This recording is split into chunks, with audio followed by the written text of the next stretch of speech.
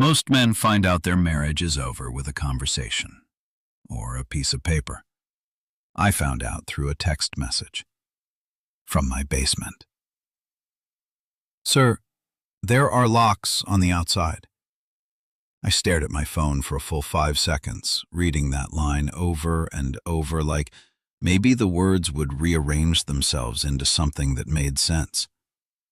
They didn't. My name is Daniel Harper.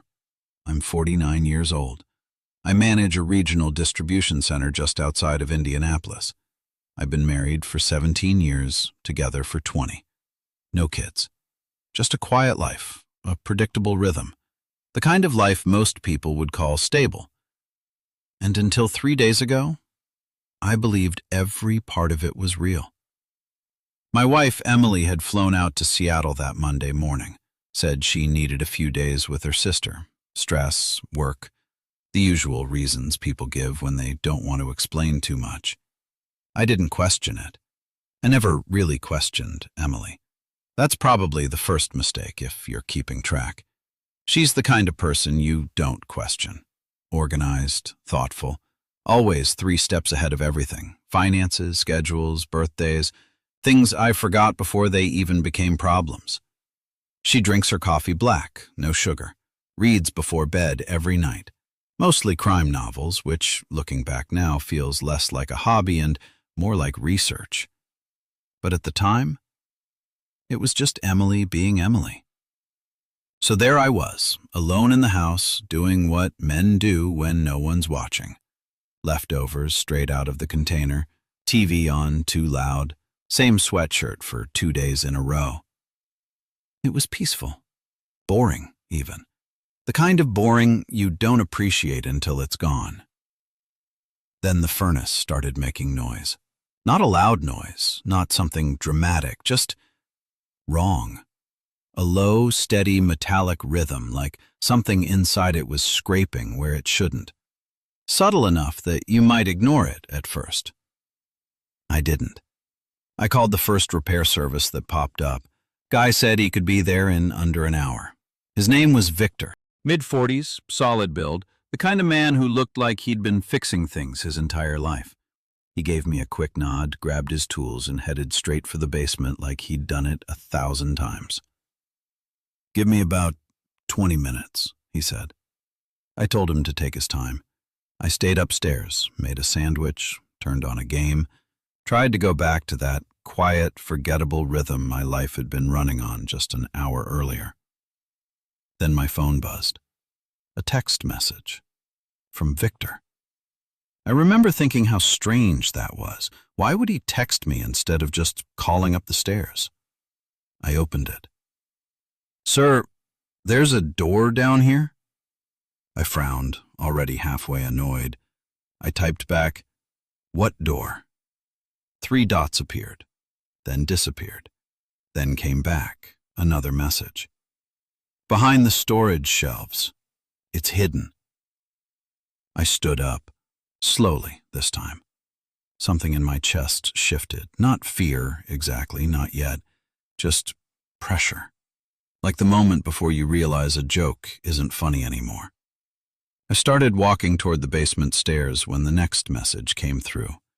This one didn't have any hesitation. "Sir, there are 4 locks on the outside." I stopped, because even before I fully understood what that meant, a part of me did. Locks on the outside don't keep people out. They keep something in. And the worst part?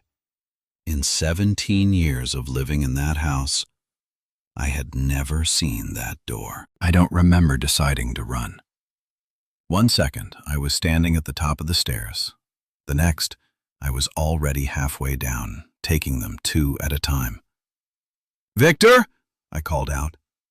No answer, just the faint hum of the house. And something else. A sound, low, rhythmic, breathing. By the time I hit the basement floor, Victor was already there, standing in front of the old storage shelves Emily insisted we keep. The same ones I'd tried to throw out at least 3 times over the years. They were pulled away from the wall now, just enough. And behind them, a door. Plain, flat, painted the exact same color as the basement wall. If those shelves had been pushed back even an inch, I never would have known it existed. I stared at it, my brain trying to catch up to what my eyes were seeing. 4 heavy-duty locks, all on the outside. Victor looked at me, uneasy. "You didn't know this was here?" I shook my head, slowly. "No." The breathing sound came again, clearer this time, from behind the door. Not loud, not frantic, just steady, controlled, like someone was sitting in the dark, waiting. Victor took a step back. "I think you should call the police." "I already did," I said. I didn't even remember dialing, but I must have, because 8 minutes later 3 officers were standing in my basement, staring at the same door like it didn't belong in reality. Neither did I. Not anymore. One of them, older, calm, stepped forward and examined the locks. 4 separate hasps, he muttered. "That's excessive." Another officer glanced at me. "You live here alone?" "My wife," I said automatically. "She's out of town."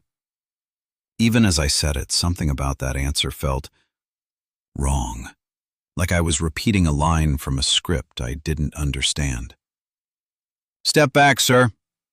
They cut the first lock, then the second. Each metallic snap echoed louder than it should have. The breathing didn't stop.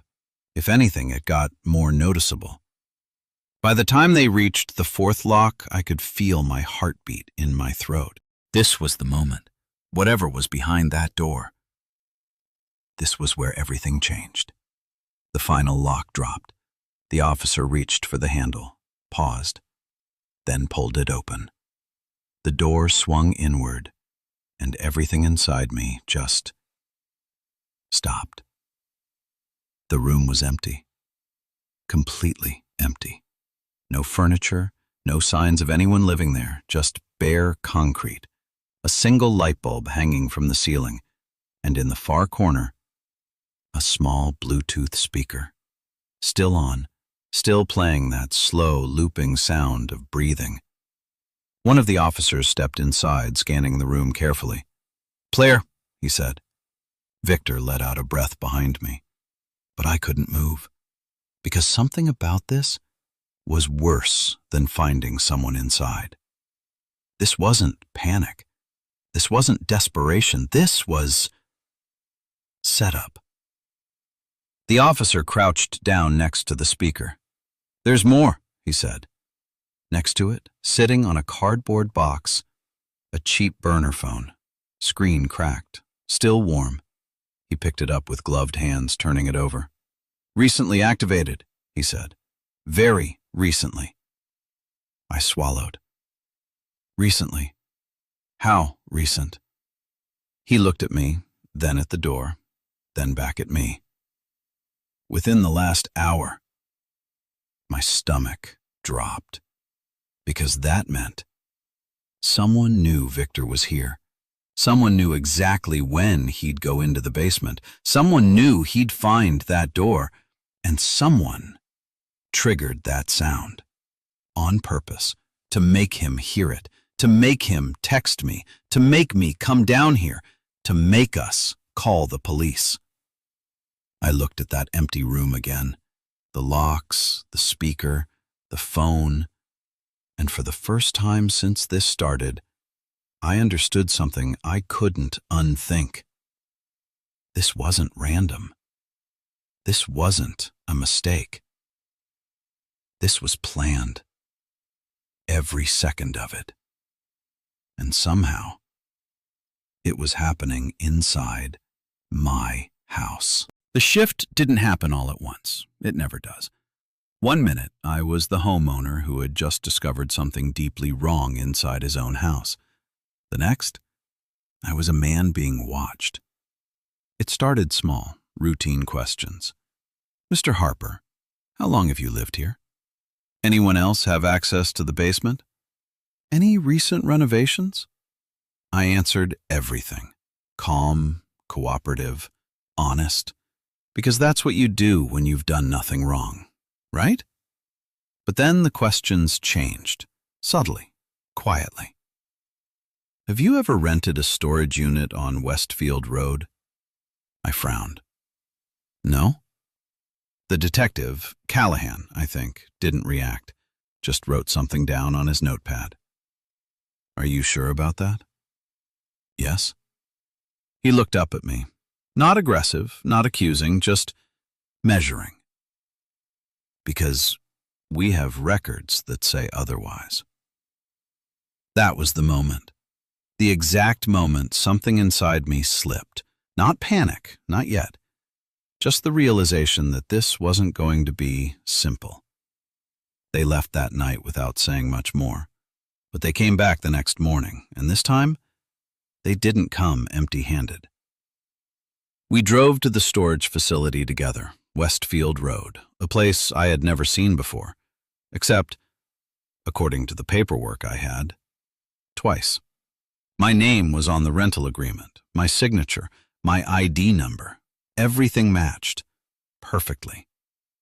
Too perfectly. Unit 214. Callahan unlocked it and stepped aside.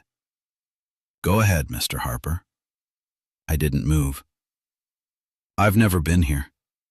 I understand, he said calmly, but I'd still like you to look. So I did. And I wish I hadn't. Inside the unit, clothes. Women's clothes. Neatly folded, organized like someone had taken their time. A suitcase, half full. A prepaid debit card sitting on top. And taped to the inside wall, a photograph. I stepped closer without realizing it. A woman, early 30s maybe, dark hair, soft smile, the kind of photo you'd expect to find on social media. Normal, ordinary, alive. Her name is Megan Carter, Callahan said behind me. She was reported missing 9 days ago. I felt my throat tighten. I don't know her. I didn't say you did. But the way he said it made it clear that didn't matter, because everything in that unit said otherwise. My name, my signature, my trail. I turned to him. This isn't mine. I hope for your sake that's true, he replied. Hope. Not belief. Hope. By the time I got back home, the house didn't feel like mine anymore. Every room felt staged, every object placed. I walked upstairs slowly, past the hallway, into the bedroom. I don't know why I went there, maybe instinct, maybe denial. Maybe I was looking for something that still made sense. Emily's side of the room was exactly the way she left it, perfectly arranged. Books stacked neatly on her nightstand. I stared at them for a long moment. Then something pulled me closer. I reached out, picked one up, a hardcover crime novel she'd read at least 3 times. I flipped it open. Nothing. Just pages. I put it down, picked up another. And that's when I saw it. A small square of photo paper, tucked carefully between the pages, like a bookmark. My hands went cold before my brain caught up. I pulled it out, looked down, and everything inside me just broke. It was her, the woman from the storage unit, Megan Carter. Same smile, same face. Only this time, she was inside my house, hidden in my wife's book. I sat down slowly on the edge of the bed, staring at the photo, trying to connect something, anything that made this make sense. But there was nothing, no explanation, no logic, just one thought. Quiet, terrifying, and impossible to ignore. What if Emily knew about this? No, not knew. Planned it. I looked around the room again, at the life we built, the routines, the years, and for the first time since I met her, I asked a question I should have asked a long time ago. Who was I really married to? I didn't sleep that night, not even close. I sat at the kitchen table with that photo in front of me, and for the first time in 20 years, I didn't recognize my own life. It wasn't just fear anymore. It was pattern. And once you start seeing patterns, you can't stop. I called Marcus the next morning. Marcus Reed. We'd known each other since college. He works in financial investigations now, insurance fraud, identity theft, things most people don't even realize are happening around them. If anyone could look at this mess and tell me what I was missing, it was him. He came over within an hour, didn't say much when he walked in, just looked at the photo, then at me. "Start from the beginning," he said. So I did. The basement, the door, the locks, the storage unit, the missing woman, Emily's book, the photo. All of it. When I finished, Marcus didn't react right away. He just sat there, thinking. Then he asked one question. "How many accounts do you and Emily share?" I blinked. 3. Checking, savings, and a credit card. "Who manages them?" I opened my mouth, then stopped, because I already knew the answer. Emily. Always Emily. She handled the bills, the budgeting, the transfers, everything. I never had a reason to question it, until now.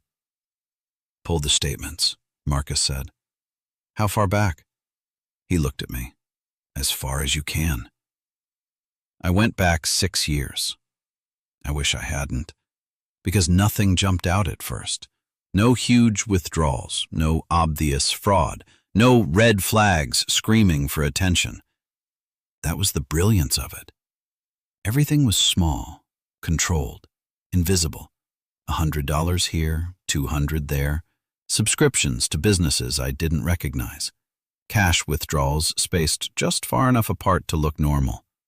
But when you zoomed out, when you stopped looking at the pieces and started looking at the pattern, it was all going somewhere. "Total it," Marcus said. I did. My hands felt numb by the time I finished. 48,000, I said quietly. Marcus nodded. Minimum. Minimum. The word echoed in my head, because that meant this wasn't recent. This wasn't a mistake. This wasn't panic. This was time. Years of it. I leaned back in my chair, staring at the numbers. "Why?" I asked. Marcus didn't answer that. Instead, he asked something else. "Walk me through your phone." I frowned. "What?" "Your phone," he repeated.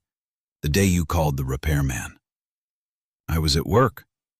"What time did you leave?" 6:30, same as always." "And your phone?" "On the nightstand, charging." Marcus held my gaze. "And Emily?" The answer hit me before I could say it. She was home. We didn't speak for a few seconds. We didn't need to. Because suddenly, everything lined up. She had my phone. She had my information. She knew my habits, my schedule, my signature. "She made the call," I said. Marcus nodded slowly. "From your phone, at a time you couldn't have." I felt something shift inside me again, but this time, it wasn't confusion. It wasn't fear. It was clarity. Cold, sharp, unavoidable. "She didn't just take your money," Marcus said quietly. "She built a version of you." I looked at him. What do you mean? I mean every transaction, every signature, every record. She's been constructing a trail. He leaned forward slightly. Not to steal from you. To replace you. The words landed heavier than anything else so far. Because suddenly, the storage unit made sense. The missing woman made sense. The evidence made sense. It wasn't random. It wasn't chaos. It was architecture. A structure designed piece by piece over years, built around my name, my identity, my life. I stood up and walked to the window, looked out at the backyard, the fence I built, the grass I cut every weekend, the quiet, ordinary life I thought I had. And all I could think was, how long? How long had she been doing this? Not months, not even a year. Years. While we ate dinner together, while we watched TV, while we slept in the same bed. She studied you, Marcus said behind me. I closed my eyes. No, I said it quietly because now I understood something even worse. She didn't study me. I turned back to him, my voice steady, controlled, cold. She became me. And in that moment, everything changed. Because I wasn't trying to understand it anymore. I wasn't trying to fix it. I wasn't even trying to prove I was innocent. I was thinking about one thing. If she spent years building this, then the only way out was to let her believe it worked. I didn't confront Emily. Not that night. Not the next morning. Not even when she walked through the front door 2 days later, suitcase in one hand, concern written perfectly across her face. Daniel, what's going on? She asked, pulling me into a hug. You sounded stressed on the phone. Her voice was warm, her hands were steady, her heartbeat normal. And for a brief, dangerous moment, I almost believed her. That was the scariest part. Not the lies, not the plan, but how convincing she still was. I'm fine, I said. And I meant something very different than what she heard. She played her role perfectly. Shock when I told her about the basement, fear when I described the locks, anger when I mentioned the police. Who would do something like this? She whispered. I watched her carefully. Every expression, every pause, every breath, looking for something, anything that didn't match. But there was nothing, because she had practiced this for years. That night, I made a decision. I wasn't going to stop her. I was going to let her finish. I called Marcus, told him everything I now knew and what I was planning. There was a long silence on the other end. Daniel, he said finally, this is dangerous. I know. You're dealing with someone who's been building this for years. I know. Another pause, then, what do you need? 2 days later, I drove 3 hours to see my brother, Ryan. Retired military. The kind of man who doesn't waste words or ask unnecessary questions. I laid it all out, start to finish. When I was done, he leaned back in his chair, thinking. Then he asked one question. Where does she talk freely? I frowned. What? Where does she drop the act? I thought about it. Then it clicked. The sunroom, I said. Phone calls with her friend Laura. Ryan nodded. Good.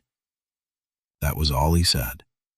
We installed the device on a Sunday afternoon, small, wireless, hidden behind a decorative plant that hadn't been moved in years.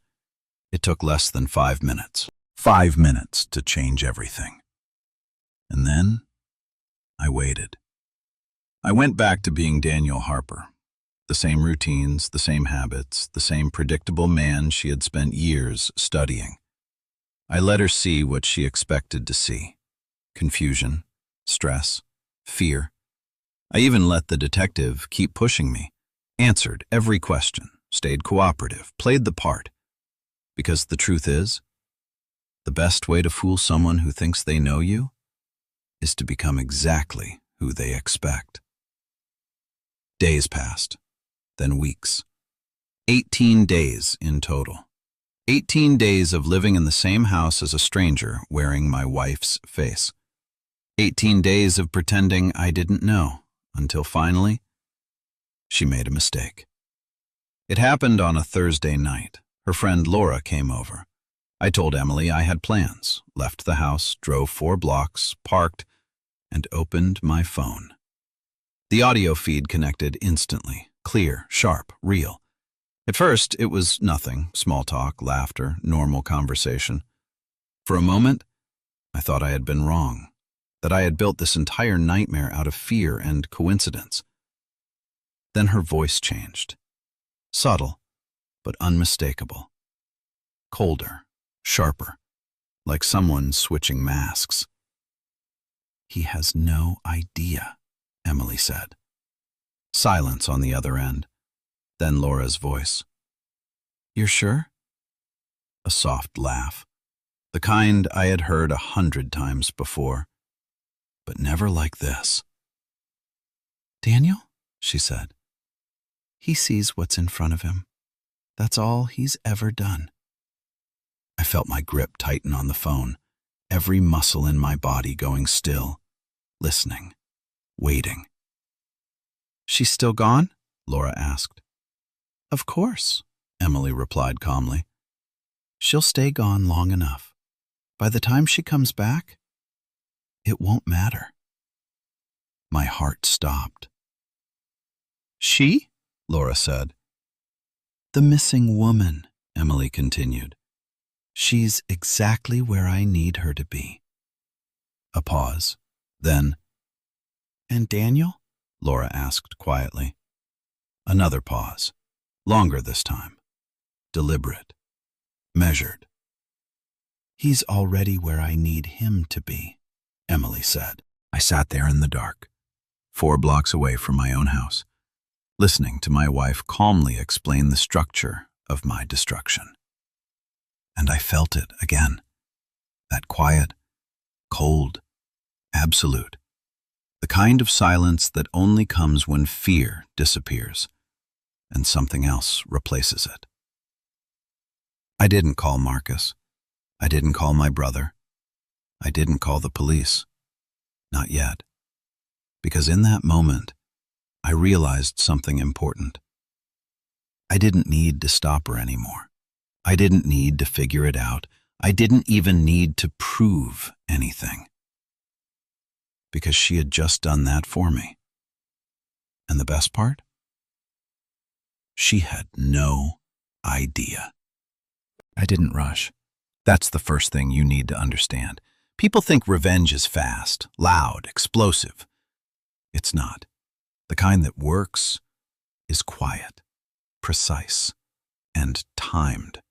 2 days after I heard the recording, I hired a private investigator. Name was Collins, former police, the kind of man who didn't waste questions. I gave him one task: find Megan Carter. He didn't ask why, just nodded. "Give me a few days." It took him 5. 5 days to find a missing woman the police couldn't. She wasn't gone.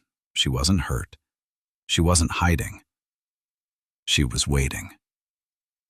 Phoenix, Arizona, mid-range hotel, paid in cash, registered under a slightly altered name. Exactly where Emily said she'd be. Exactly where she needed her to be. Collins got everything: photos, video, a statement. Turns out Megan wasn't a criminal mastermind. She was desperate, needed money. And Emily gave her a script. Disappear for 60 days. Stay quiet. Don't ask questions.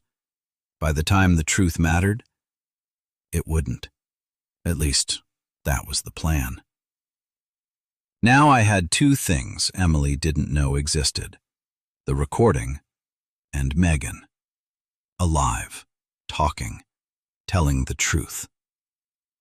Here's what I didn't do. I didn't walk into the police station. I didn't hand over the evidence. I didn't try to clear my name, because that would have been predictable. And Emily didn't lose to predictable. So I did something she couldn't plan for.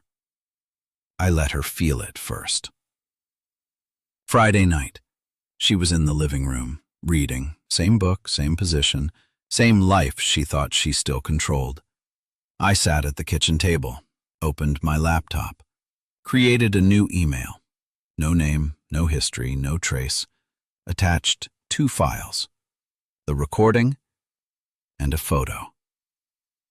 Megan Carter, alive, holding that day's newspaper. Proof, undeniable. I sent it to her. I didn't say a word, just closed the laptop, finished my coffee, and went to bed. She came upstairs 23 minutes later.